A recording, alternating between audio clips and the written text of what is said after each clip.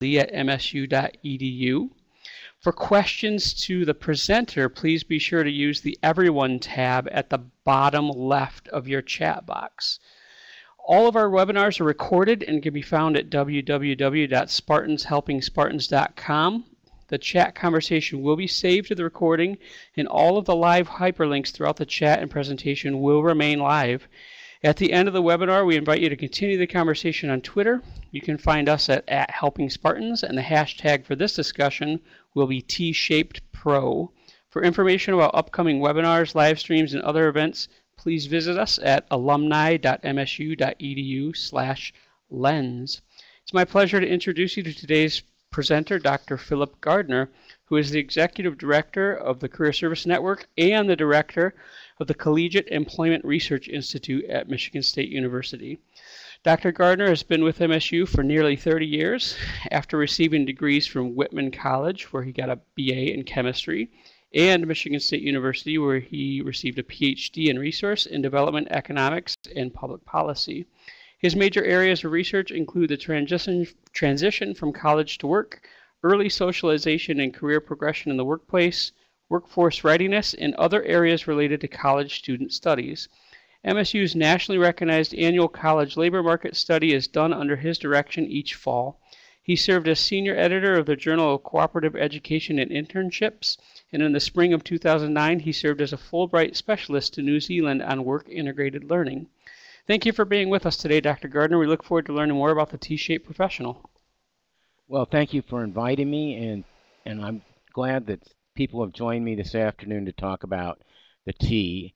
That sounds like a strange concept, and it is a metaphor. It is a metaphor for the type of professionals that many of our counterparts in business and in the professional world are asking for, and it's a way to structure and bring different components of the university together to re-energize undergraduate education.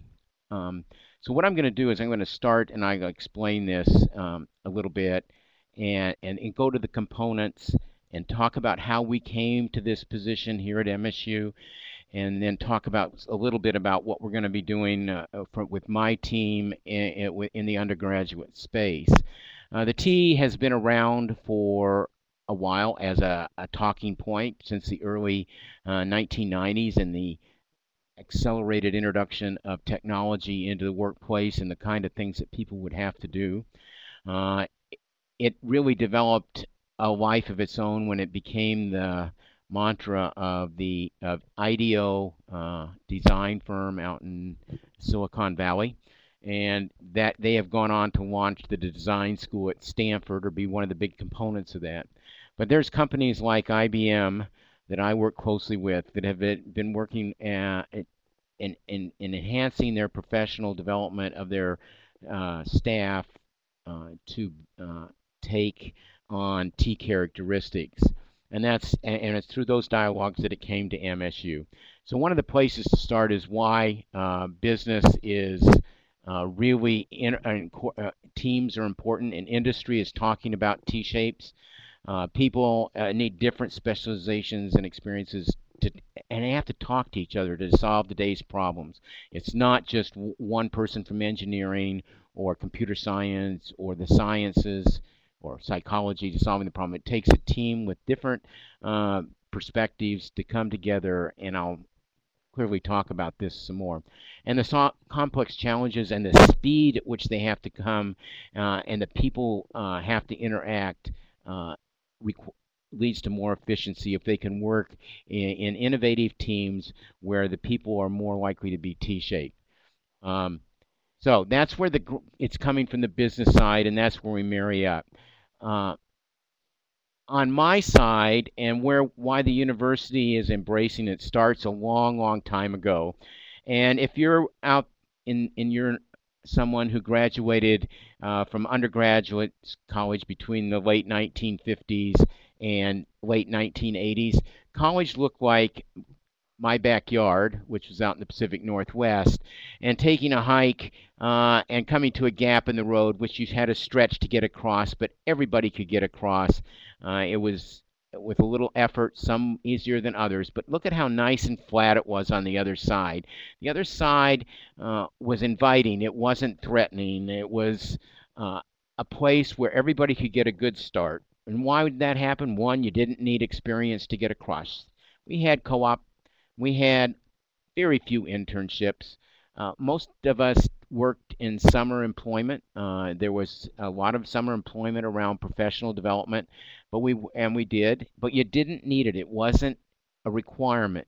Employers just wanted people that could think really well, that had a grasp of knowledge that they could use in the workplace. Because on that flat side, on the other side, companies and organizations did all the training. They taught people how to work. They taught young people how to apply their learning in the workplace. They helped them develop all the other skills and competencies that they would need to be a lifetime employee of that organization. And then you can see that the trail then just kind of accelerates up on the far right side, and careers take off. And those first jobs were, 4, 5, 6 years, and they were titled such things as manager in training, engineer in training. You might be in a rotation program and try different positions for a period of up to 4 years before you were put in your final slot. Most of the work was done by large employers. Most of the hiring in those years were dominated by large employers. Hired about 60 to 65% of all college graduates. And so things were very different back then and to get across. But today, when we look at the college transition experience, it's a very different situation. It's an extreme sport. Many people actually can't make it across very well, even with their college degree. You have to look at this static slide in a more dynamic way. The first thing is the right side. The world away from the academy is moving away at a very rapid rate. Change is happening out there very, very fast. People have to be prepared to do different kind of things. There's no flat landing place on the other side. And even really to stretch your imagination, you have to think about young people today or anybody leaving college today having to jump up. I couldn't really get a picture to do this. It's really hard because expectations on the other side are very, very high. And because of the nature of the workplace today and the nature of business and this global competitiveness, companies do not train. They onboard, but they don't train as significantly as they used to. A lot of them don't train at all.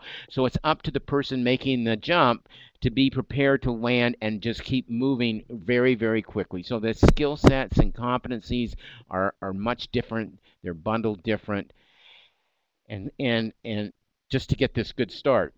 The other thing is today, 40% of all new college grads are hired by companies that are under 500 people, employees. They're small, they're aggressive, they're out of the startup phase, but they're moving quite quickly. They have different components and they evolve quite quickly. And so the environment's so different today, and we have to look at how we get people across, because today to get across, experience is required. You must have professional work experience. We label it an internship, but we can call it other things, but they can't, it's not that study abroad or these in civic engagement are any less important today than they were 10 years ago. They're still critically important to the development of each individual student, but you must have contextual experience with your learning in the professional environments that a young person aspires to. And if they don't have that, there's just limited opportunities until they get it. So how did we arrive at the T from my point of view? Well, it all started back in the 1990s at the Institute when the first skill revolution started, and we began to really question, did people have the right skills to enter a global market? And the first group that really responded to that was engineers in their accrediting agent, which we call the Accreditation Board for Engineering and Technology. And they came up with their ABET requirements that began to broaden out the perspective of engineering education. And then at the institute, we began to look at a broader context of the skills and competencies that all kinds of students would need. And by the end of the decade, we had come up with 12 essentials that have now been the guide for the university and have been adopted by the Board of Trustees and are the groundwork for our learning outcomes. And then the star on the right was another group of studies that were being done at the same time that we were preparing the 12 essentials, and these were done with experienced workers and looking at who made star performers, who were the people that emerged as star performers in their mid to 30s to early 40s, and what were the characteristics of those. And they had several strategies that are important, like initiative and mastery and major, but the ability to think critically across functional areas, teamwork, leadership, being able to communicate effectively. They were the things that we would expect from an emerging leader in an organization. So, but things have really sped up in the last 10 years. These were where we started 10 years ago with the 12 essentials. These are the, if you glance through these, you probably will not see anything that's earth-shatteringly unfamiliar to you. This has been developed with our work with our employer advisories and research and presented in a way that speaks to how these competencies are embodied and displayed in the workplace.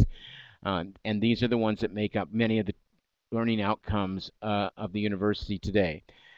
What happened, though, is we began to see some changes in the work transition space for undergraduates. This is a representation. This funnel represents the typical dynamics of a young person graduating from college and university, entering on the left-hand side in this narrow neck of the funnel for their journey in their first job. And while we have all these skills and competencies that are incredibly important, we have found that 6 repeatedly have been the ones that success rests on. If they excel in be proficiency in these 6 competency areas, they tend to begin to move successfully faster through the organization. And one time, again, I told you it was 4 to 6 years. Now it's down to 1 year. But in 2005, we were doing a study, and something dramatically changed. If you look at the right-hand side, you'll see at the wide mouth of jar where students where young people, work professionals were coming into their second and third jobs, the skill sets changed. Higher order communication skills, higher order critical thinking skills, higher order evaluation skills, being creative, in innovation, in teams, higher level team skills, all came into play. 2005. What happened here was the whole left side of the funnel was gone. Today, the expectations is that a brand new hire can come in and be proficient in these kind of skills. Then we began to look at how fast different skills were accelerating. The skill package anybody needs to enter the workplace and sustain themselves in the workplace is basically the same. We add a few new things. But when introduction to technology, we put things together in new ways. Some of these skills get emphasized more. They stretch out. And while others that have been emphasized in earlier kind of positions contract. So we were looking at what was growing the fastest. That may not be the most important, because the most important is and always seems to will be, regardless of how we do the study, and ability to take initiative. But we found that building and sustaining professional relationships, being analytical and being able to analyze information and be able to translate it effectively to others are now some of the 2 most important skills everybody needed. The rest of these are things that we've all played with, but they're just really critically important. And then I went out to the potato land and was doing some work for Boise, the community of Boise and Boise State University. And what they wanted was the silver bullet. Of all these skills, are there a silver bullet that would, if we just focused on 1 or 2 of them, all our graduates would be in really good shape? Well, we tried a different technique in working with the employers out there because we wanted to see how these competencies played off against each other. And what happens is they come in bundles. They come in bundles, and they look something like this. In Boise, they had 2 bundles. These are pretty much standard bundles that I see in other places. But what I want to point out too is what we have is a combination of skills and competencies that are developed in your disciplinary pursuits and your inquiry, and those would be the ones that are highlighted in the bold black. We definitely attribute those to being driven by your discipline. The ones that are not bolded are critically important, but they can come from multiple sources. It's how you engage the university, how you take your learning and put it in different contexts and challenge yourself to learn and engage beyond the classroom, behind the immediate academic boundary of the discipline. And we can see that on both sides. So there wasn't one fixed skill or a competency that stood out. They came in bundles. They have to be integrated. There has to be a way to put them together. They're just not separate things that sit there and I gain experience in this one from this kind of activity and I go to the next activity thinking I'll develop something else. All your activities are blended together. So we had to have some way to make sense of this. So we began to work with IBM and look at the ability to develop T-shaped type of individuals. And what I'm going to lay out right now is some of the components of the T. And as many of you are sitting there, you're going to say, oh, these look really familiar. I can recognize these. And that's true. And President Simon is a big fan of the T. She thinks anchors Michigan State in the T. Will say, our roots at Michigan State have always been in the T. I mean, the basic fundamental principle of a land-grant university, a global grant university, is the ability to be depth in knowledge and apply it across. That's what we are founded on. So whether we call it the T or it morphs into another name, depth and breadth are going to be critical to the future of every graduate and every professional from MSU. And so this is a way to talk about it. It's a metaphor to talk about. So the first part we have to understand is the depth part. And there's two parts to this. The first part is you have to be deep in at least one discipline. A student has to pick an academic that really gets them excited, that stimulates them because they want to develop mastery in it. They want to develop their analytical thinking, their problem-solving skills, the techniques that come with that academic discipline, the computer literacy that goes with it, the quantitative literacy that goes with it. So that's pretty straightforward. On the other side, though, you have to be deep in one system. This brings in a different kind of approach. This requires system thinking. So let me show you what we mean by that. At IBM, and IBM is the one that added this systems approach from that idea that we have to have multiple team members solve a problem. And what IBM has found over time is when they come in to address a problem, they send engineers and computer science and they think they solved the problem, and it just migrates because they didn't address the total system that they're in. Okay? And so what IBM began to look at was the vital systems that you and I engage in as humans every day. And that if we're going to address a problem, we need to be familiar with that system.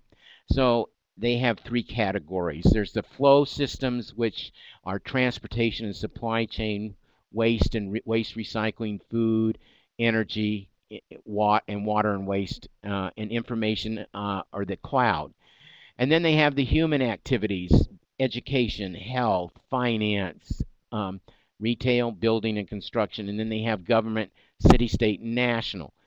And so what they like to see their professionals do is embrace one of these systems and become an authority on the system. It's hard to master the total system and how you move in the system. So when they bring their teams together, which now consists not of just engineers and computer science, but humanists, social scientists, communication, and different groups of people, they can, as a team, look at how the strategies that they're doing to solve the problem don't migrate somewhere else and become a problem somewhere else in the system. So it takes a different kind of person. Now, this is not foreign to MSU. When you look at President Simon's challenges for the institution for the 21st century, and we lay them over this system matrix, they almost line up identically. When you look at our major research thrusts, they line up and can be grouped in these kind of systems packages. Uh, what we don't do very well is actually approach our educational system in a system. We let it exist. The best system approach we have on campus is in the ag school, and but even with all our health and systems in medical schools and nursing and things, often they're disparate, and we have all this thing spread out, and they're not working together as a system. So our challenge will be to start thinking as a system, as an institution, and present to undergraduates a systems approach to how they approach their undergraduate education. We'll get more on that in a minute. Then we get to the blue. We get to the breadth part. So the blue part. And this is being aware of the other disciplines that you have to interact with in your system. So if you're a biologist and you have to act with somebody from informatics, or you have to enter with an economist, do you understand some of the basic principles of those disciplines? Can you communicate with them? Okay, and then eventually, when you grow and get more experience, you begin to see that systems overlap naturally. And as you become masters of multiple systems, you begin to create the important niches where they overlap, so you can push advancements that resonate in both systems. And then the green part of the T at the top are where most of the emphasis on skills and competencies come. These are the skills that allow an individual to cross functional boundaries in an organization. Organizational boundaries is organizations come together to solve problems. Nation boundaries, cultural boundaries, and as boundaries and silos break down in this global environment, the ability to work in diverse teams, to communicate effectively across and translate information across multiple groups, your perspective, networks, critical thinking, global understanding, all become part of that ability to comfortably work. I'm going to save the me for just a minute because it becomes the most important part for undergraduate education. But now you get a sense of all the pieces of this. But let me tell you here how we think you could arrange it. Now, this isn't how Michigan State's going to do it. This is an IBM concept, and there are universities around the world that are doing this, but you get a sense of how this might work. So instead of having a bunch of linear kind of colleges, you spread them, you create a circle around of your departments and your colleges around the enterprise of the institution. And in the middle, you have these systems. So there's the food and supply chain system. And that's the one you want to address. So every department then has a member that's affiliated with that supply chain and the system, for example. And then that supply chain is obviously connected to the world around that makes context of the problems in that supply chain because they're in concentric circles around the university.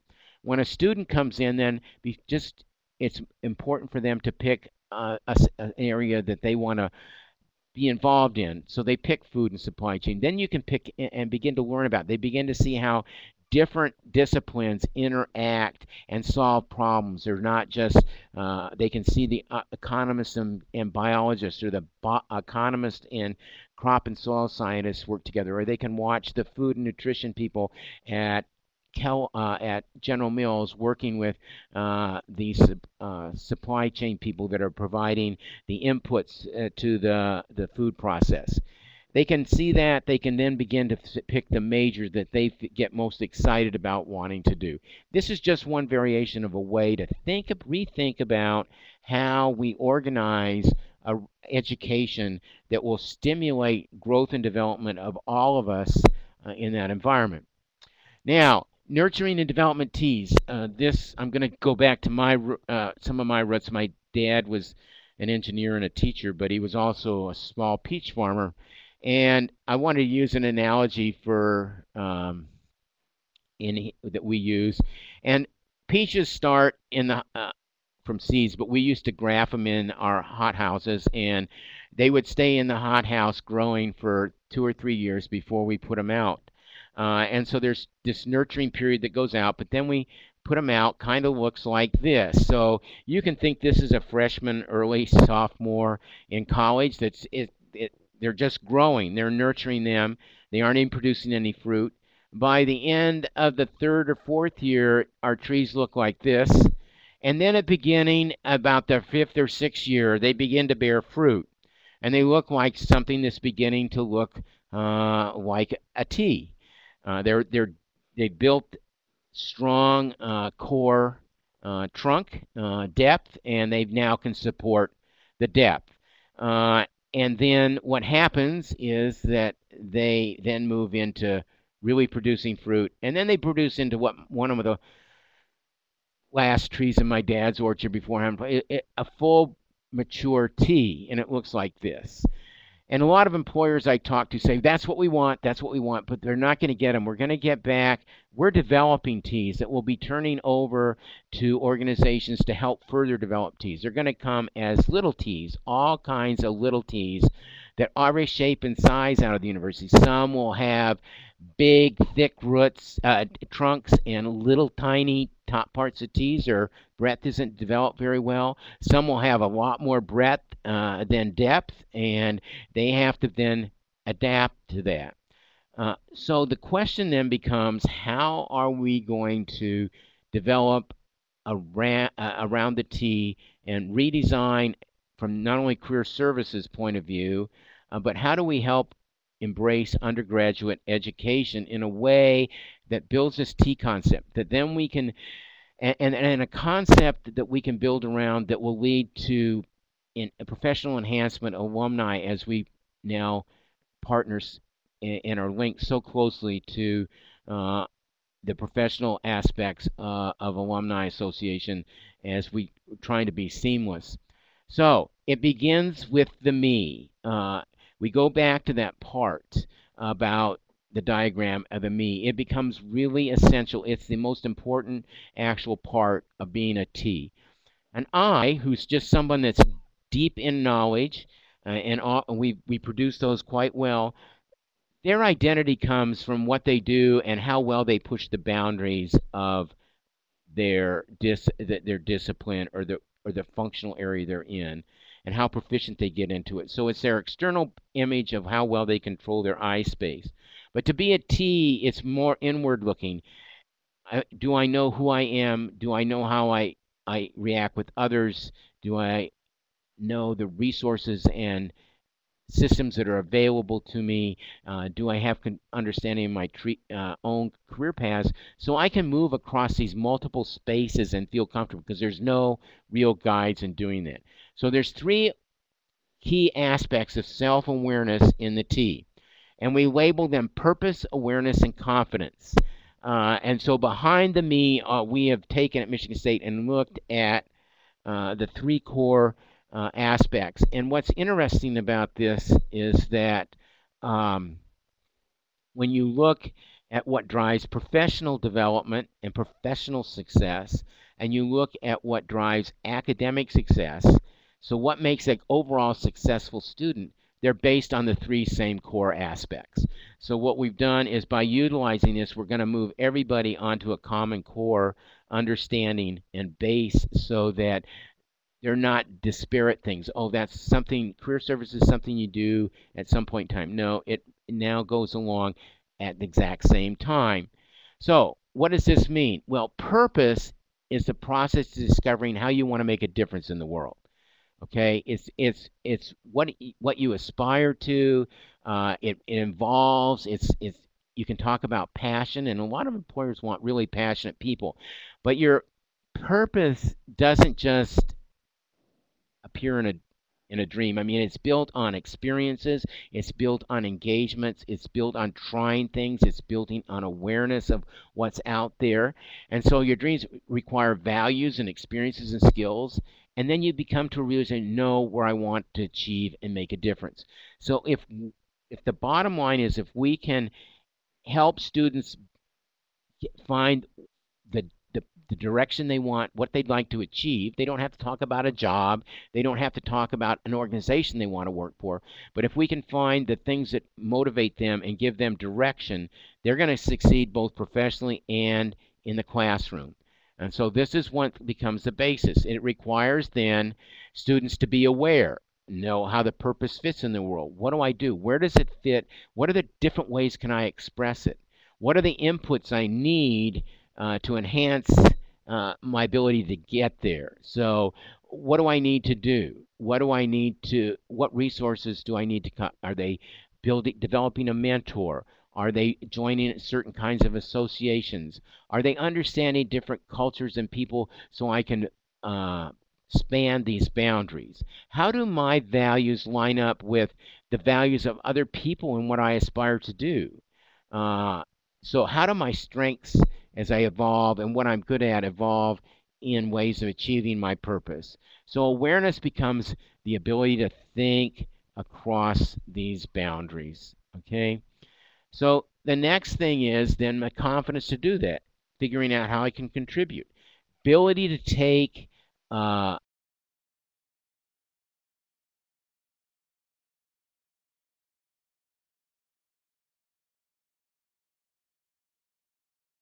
they've never lived in a different culture, and so they take a chance. Some of them don't do a big study abroad. First, they take a baby study abroad. They go for 3 weeks, and then they find out they can do it, and then they go for a semester. But it's ability to take and put yourself in a comfort level in an uncomfortable situation and learn from it and take some risks and willing to even try some experiments and fail. Now, this is really difficult in an environment that where failure is a no-no. And we're not talking necessarily about failing content classes and failing your math test. We would like to see more activities put into the context of classes that allow in projects that allow students to fail and be recognized for that than penalized for that. So you have to take risks, you have to experiment, you have to try. And so it's the successes and failures that leads to this growth mentality. So we want to change the mindset of students here from a fixed, I just have to do this and get good grades in it, to a growth. Let's lead to growth and the movement you need to and the experiences you need that you can grow that. We're going to really try to kind of text the way we do things. So it comes together more like this. Now, in each of these large circles, there's a lot of individual activity that goes together, and we push students to get engaged. There's multiple ways to do that. But we're really talking about, and where we try to make the difference is in the intersections. It's where these come together. It's where you have to do these things with others. You have to look at differences. You have to work with others. You have to work in teams. You have to mobilize it. You have to take action where they intersect. And we're trying to organize around our activities and refocus what we do around getting students to take actions and take them much, much earlier in their education, because by the time they take action as a senior, it's much too late. So, but this is also the thing is, same concepts we're building in with students and as we present them, and my colleague Chris Wren in doing academic success, the same strategies of learning from others, how to adapt your learning style to the differences in the classroom, working with others, and how do you work effectively on teams? What other resources do you have available to learn and come to your aid? A lot of students are resistant to even getting tutoring and things like that because that they're not aware sometimes, but they have reticent to admit that they need help. And can they make plans? Can we merge the planning for your purpose along with your academic plan so they support each other and you have a reason to do that? Okay. Now, as I said, I planned this out, and so I'm going to end a little quicker than I thought. But now we reframe the T from what I taught you beginning. That metaphor is something that I, as a researcher, as a kind of a guy that thinks about visionary things, can bring back to campus. My head's in the clouds. I can talk to it in that way. But when we get down to walking the talk with students, it takes a lot of activity, time. They don't often grasp it. They don't see the pieces. So we have to redefine the T in a way that makes them understand. So if we take the me and those components of the me and we internalize it for students, then we begin to talk about their depth. It's what knowledge do you need and need to pursue to make the difference you want to make. So your purpose is building depth and mastery of content and knowledge. It's not just regurgitating. It's actually being innovative, maybe creating knowledge, working in spaces that you try new things to create knowledge, to target those things you want to make a difference, and understanding where I make a difference in this and where it takes place. So purpose becomes the depth. Awareness of other disciplines, of the challenges and issues that I will face in trying to make a difference, the resources I have available to me, the opportunities that I have to develop expertise and experiences in there. It's awareness. And so it's part of the breadth part. And then the confidence comes from building those skill sets and exploring differences and being work in multiple environments that allow you to build the confidence of the competencies that help you cross boundaries. So that's what we're doing. We're really trying to develop this as a way and realign.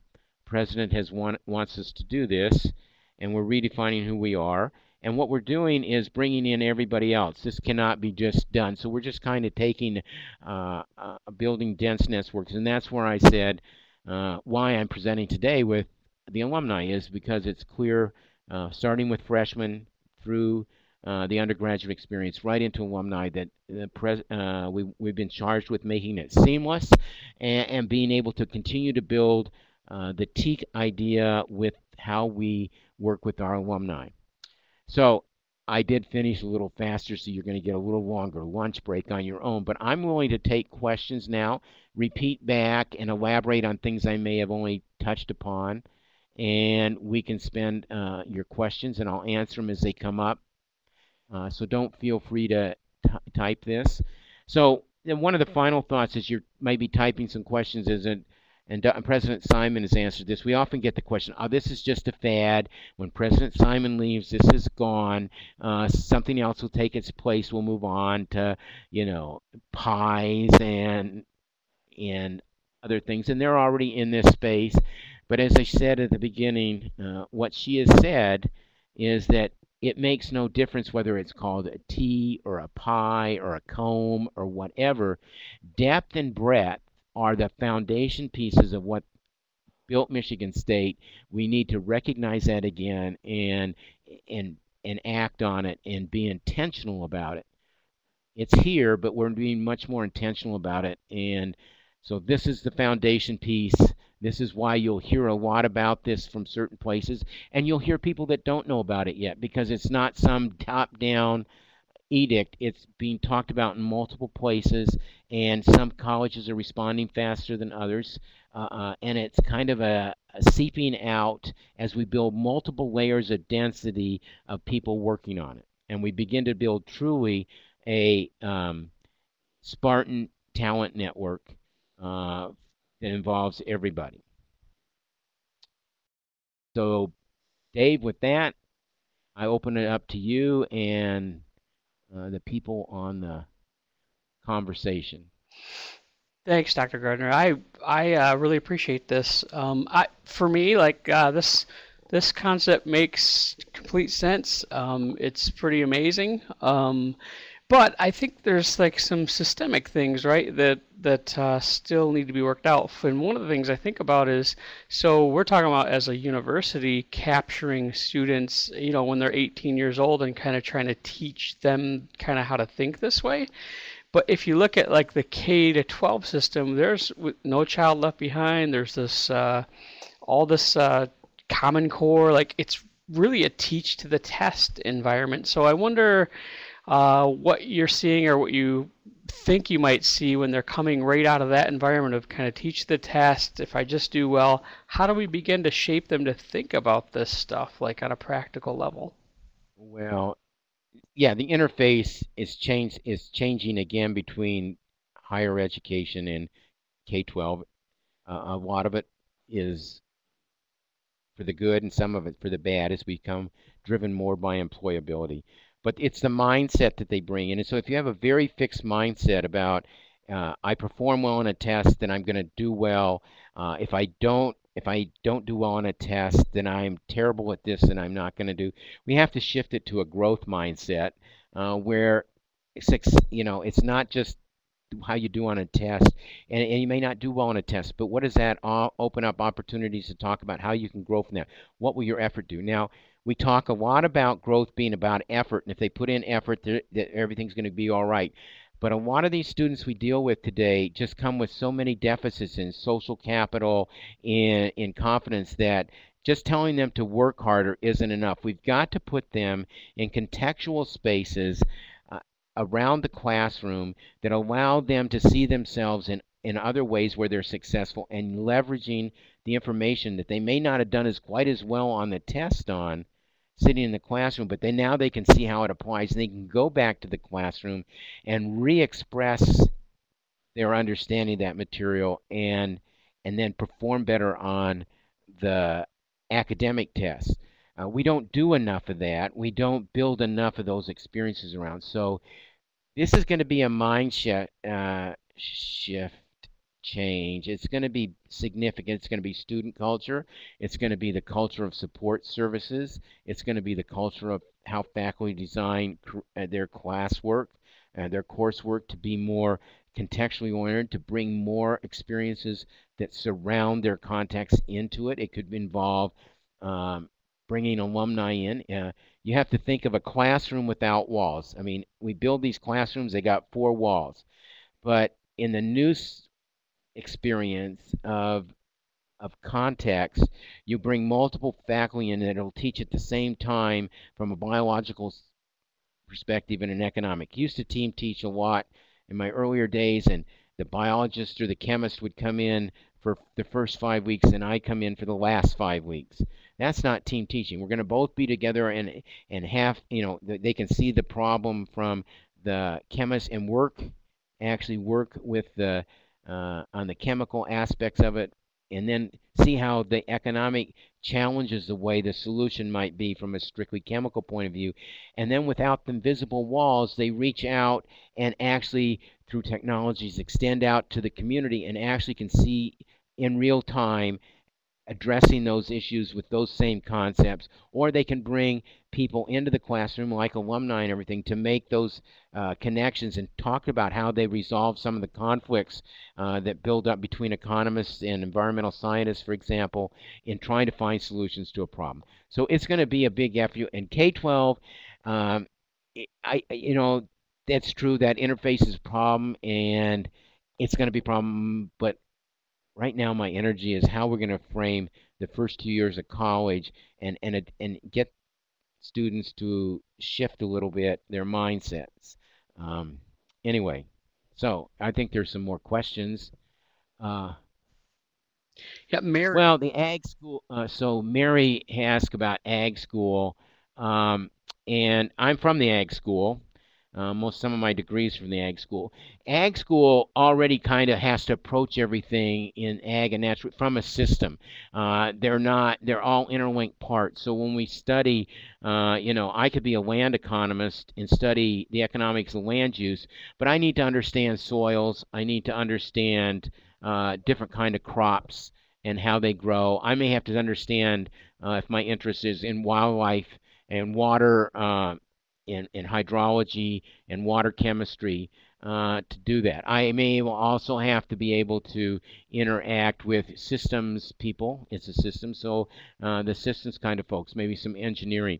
So, but we have ag engineers, so they're all kind of already there, and it's a unit. So when I went out and left Michigan State I went to Thailand and I worked as the economist on land reform. And I was the only foreigner in the land. But when I got assigned to projects, I was on a team that was made up of a water specialist from Sweden, a crop specialist from Israel, and a labor specialist from Germany. And I had to talk to all these people, and it was the ag background and the ability that we took these multiple classes across these disciplines, and they all fit together that made me allow me to do that. We have all that here at Michigan State, but often it's disjointed in other disciplines. The other self-contained discipline that we have that you would think would solve the question Dave wrote is education. But it's surprising how little K-12 talks to higher ed in that space. We have health. There's almost all those systems we have, but they're often in multiple colleges and oftentimes don't talk together. Now that's changing. If you look at the nature of grants and funding to the universities shifted significantly, and many of the big donors now want interdisciplinary teams across disciplines. So ag gives us a venue to build on because they tended to do that more, and we're seeing more and more outreach. But it's our ag schools that are really driving some of these big interdisciplinary projects because they're already integrated across campus in what they do. Does that help? Does that make sense? I want to throw something else in there. Mary, if Phil didn't get to your question, go ahead and type some more in there. We welcome it. But I want to think on the other side of so we get it coming in from the K to 12 system, right? The kind of mentality that can shape, and then as people leave, they're across spectrums of age and career development. There is still this mentality of like the plug and chug style of career development, right? Like, so I have a marketing Yep. degree, so I'm only looking at marketing positions, and the reverse. I am an HR person, I'm only looking at marketing degrees. How can we as an institution kind of start shaping it in the other direction?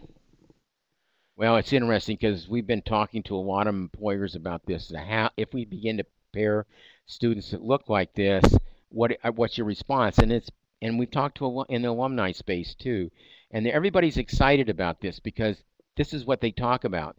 The problem is we don't often walk the talk, and it's really easy because of time and pressure to begin to plug and play.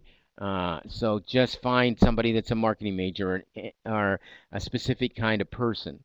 And right now we're having that problem because the labor market's heated up so much and become so competitive that finding and taking the time to find and find the person that's a budding T and bring them in it's harder work, and it takes longer to develop to nurture those.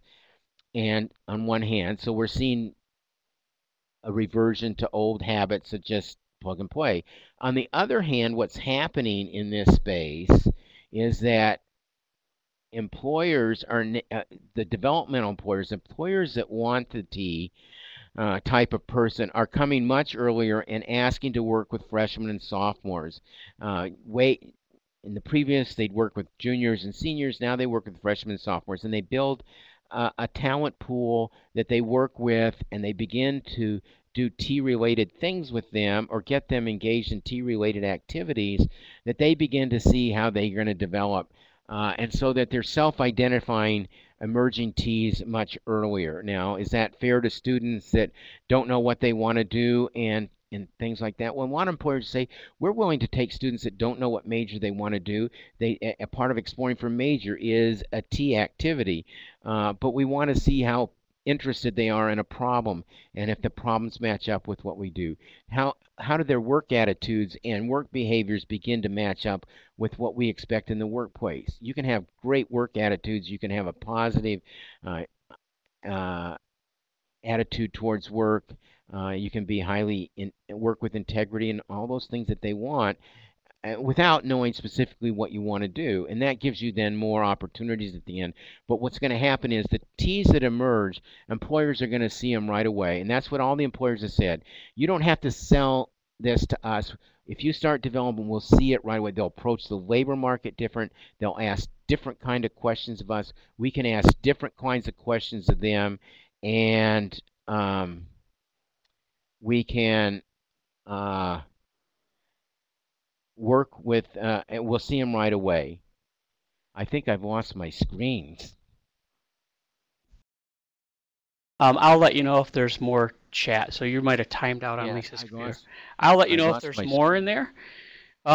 You mentioned something, you kind of alluded to this a little bit. So there's this idea out there that, so I'm told from the time I'm in kindergarten, I'm asked, what am I going to be when I grow up, right? And I'm told if I just go get that degree, then that's the occupation for me, right? And we know that it doesn't always work out that way. And there's this, you mentioned before about this concept of like failing, right? So if I go all the way through believing I'm going to be a doctor and I can't get the MCAT score or whatever, now I'm a failure. What do I do with that, right? So can you talk about maybe a little bit more about how we might be able to help people to learn from failure, and also like the concept of grit and what that is? Oh, well, that's about 5 or 6 questions. But anyway, let me just back up. So the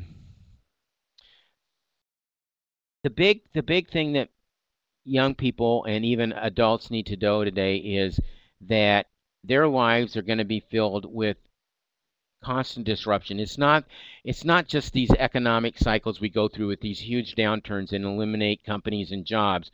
The future disruptions are going to be due to this massive infusion of cognitive technologies, robotics, highly integrative and interactive software that are going to replace a lot of jobs. And so we're going to always continually have to be searching for jobs. So if you think you're going to come in and get a degree that leads to a job and that's going to be a lifetime, even if you don't work for the same company, that's wrong, because these jobs are going to be eliminated and you're going to have to take the basic core skill sets. Take the marketing name away. What are the skill sets you have? What is the ways that you can advance and be adaptable and apply these and newest skills and competencies in new and different ways to create new position and new jobs for yourself? And so that's one thing that we have to understand. There's no set pattern. Nobody is safe from these disruptions, and it's going to hit things, occupations that we think are relatively safe first: accounting, financial analysts, even research scientists, because robotics and technologies are going to be able to do a lot of the things that they do. So how do we reinvent those people because they have valuable skills to do things that have never been thought of to do, or new things that are really hard, that are standard deviations away from the core competencies that are being converted to AI.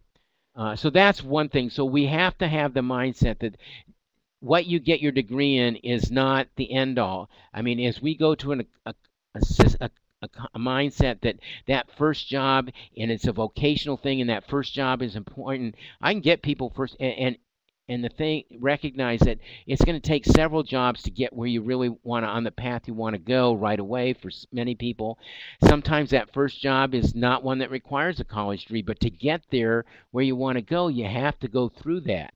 And if we try to avoid those steps and jump into something with high pay, we're going to have a lot of miserable people in their 30s. Now, the other question is, what about if I have a life dream of being something that requires a significant focus and commitment in my undergraduate? So I want to do med school. I want to be a physical therapist, something that you really have to study on focus and do the things that lead to good scores on the MCAT, that lead to being able to develop a self-statement that reflects your commitment. Well, to do that requires you to spend 3 years really, really focused. So you can be engaged in other things, but they're limited, and you don't do a lot of work-related things because you're studying so hard to get the grades. Then you get the MCATs at the end of your junior year, and by that summer, you're writing your self-statement, you get your MCAT scores, and whoops, this isn't going to work. Or even if you have decent but not really high MCATs, you get in the first round, you get bumped out. You're sitting in your senior year, and you've had an intense undergraduate experience, but now you're saying, what am I going to do? Now, some students say, oh, I'll stay in school another year. I'll try to get better grades. I'll get some more classwork material, and I'll do something to embellish my self-statement, and I'll try again. And again, the numbers of success keep going down. That doesn't mean that you won't be successful. But what happens is it comes a point that you have to go on a different, and you don't have an alternative. And they try to get off the path they're riding on and get on another one at the last minute, and you can't do that. You're already ahead because you don't have enough work experience to transition into a workspace. You might not have enough research experience to get into a bench job in the sciences, and so you're kind of lost. And we have a lot of students get to the late stages and they find out they don't want to do it, or they can't do it, they can't make that jump, and then they're really in a bind. So that's a different context. That goes back to how do we build in experiences that allow these people to have more breadth as they go along, but stay true to their ability to transition successfully into medical school, for example, or if that doesn't happen, have the breadth enough to take up other opportunities. Likewise, we have a third path that is the plug-and-play path. And that's an engineer, for example. They come in, they're highly engineered, do the engineering, which is a very strict major, and they plug right into an engineering job, but they don't have a lot of breadth. And then they do well in that initial young engineering job, and then they get out 7, 8 years, they're approaching 30, their early 30s, and all of a sudden the opportunities dry up, and they say, well, you need to, if you're going to move on, you either need to get an advanced degree so you can do research and be very focused, or you have to have breadth to handle all the new functional areas that we put engineers into, and so they get stuck. Do I get an MBA, or what do I do? And all of a sudden they have to develop this T really quickly, or are they just going to sit in the job? So we have 3 different things going on at the same time where the consequences aren't all immediate. They develop in different ways after graduation. So we have to have multiple sets of tools and ways to approach these people that are really different. So eventually down the road, they're going to end up about the same place. Thank you. I know I loaded that question up with a lot of different items, but you answered it like a genius, and thank you for that. That's I think that just stands behind why it's so important to develop as a T-shaped professional. So I want to give you, we're about out of time. I want to give you, Dr. Gardner, just if there are any closing thoughts you want to have, and then I will say our parting goodbyes. Well, I want you to know that this is in its infancy. We're just starting. I mean, we've just taken it from the metaphor stage to try to operationalize it. So as you share your thoughts wherever you're sitting currently, whether it's on campus or as an alumni, and we reach out, if you have thoughts about this, just reach back to either myself or Dave or Lisa Parker, because Lisa Parker is my soulmate on this, and we're working hard to figure out ways to integrate, to find ways to help students assemble these pieces and work with faculty and the administrative support staff, whether it's in the residence halls or advisors. And so we're going to be relying on the whole Spartan Nation to develop this talent network. So your input's going to be valuable, even if you have just some weird dream some night and you think, well, I thought about this, and just send it on. You never know. We take kooky things, and you would be surprised what happens with them. Thank you. Thank you so much for being with us, Dr. Gardner. Thank you for everyone that showed up, and for those of you who find this on the recording. We appreciate you being here. Our next webinar is going to be titled How Career Truth Leads to Organizational Success. That's going to be on April 23rd.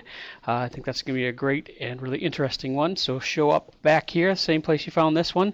We want to let you know the MSU Alumni Lens exists to build a portfolio of professionally and personally enriching content and experiences for Spartans around the globe. We're constantly constantly looking for ideas. So if you have an idea about about content, about a topic, about a person that you think we should be engaged with, please let us know. And you can find me at isabeld@msu.edu, or Lisa is lisap@msu.edu. We really want to hear from you. So thanks for being with us, and go green.